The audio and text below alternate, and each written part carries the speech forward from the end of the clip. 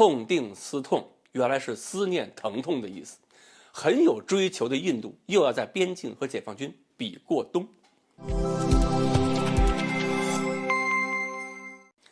各位网友，大家好，我是刘小飞。这个美国的防务新闻网站报道啊，说印度正在加班加点，干什么呢？准备在中印边界跟解放军继续较劲，继续过一冬。一名印度高级官员向记者表示，说印度陆军正在向拉达克的附近的那个实控线呢，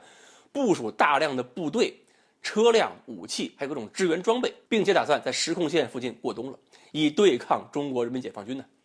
他说，印度军队的装备是精良的，耐力是持久的，开销是巨大的，但是没办法呀，只要解放军还在拉达克附近，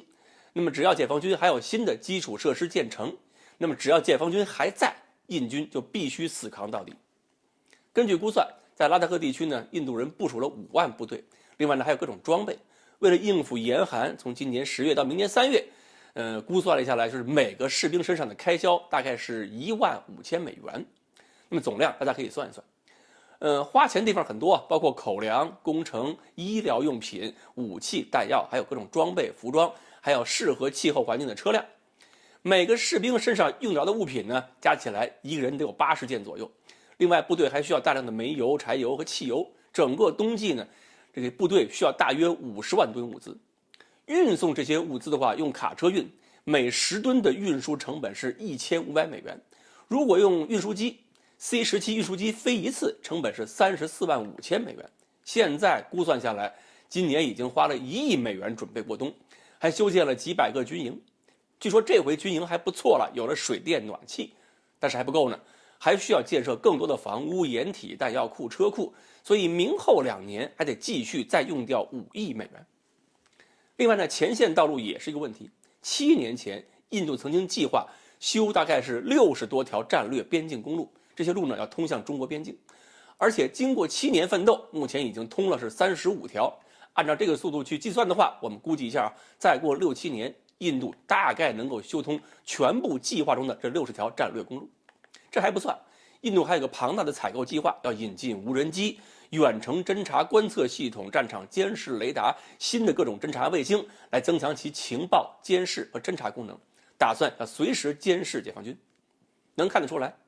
虽然去年吃了大亏，但是今年印度呢仍然是决心很大，拿出一副寸土不让的架势。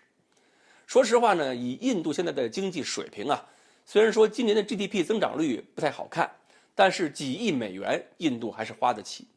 而且今年的准备比较早，应该是准备的比去年充分。印度士兵的居住条件呢，可能比去年是有所改善，但是光有这些条件恐怕还不够。去年大雪的时候，拉达克那些战略公路上一样是积雪比卡车还高，得用那个铲车使劲刨，把路刨出来。而且说这些路段呢是战略公路，有一些部分呢就是单车道的碎石路，甚至一侧下边就是悬崖，很难保证大雪之后前线不会再出现补给困难。就算这些条件都不出问题，中印边境过冬毕竟不是度假滑雪，对印度士兵来讲，能够用到自己身上的钱可能是不到$1500吧，但是所有这些用钱能解决的问题都不是最要命的问题。